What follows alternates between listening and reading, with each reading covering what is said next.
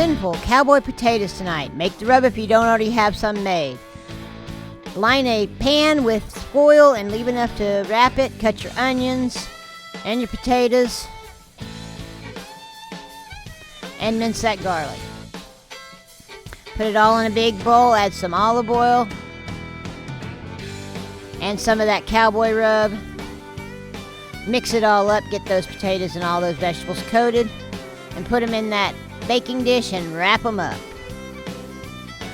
You're making a packet here. Now you can do this in the oven or on the grill. I'm doing it on the grill here, but I do have instructions for oven in the directions at the end. So put it at the very back, cook it until you can put a fork through the potatoes through the foil, and then serve it up in that baking dish.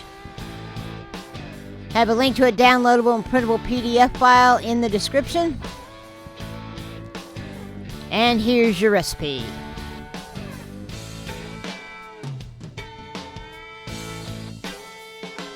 Like I said, I have the rub and the directions for the potatoes in this recipe.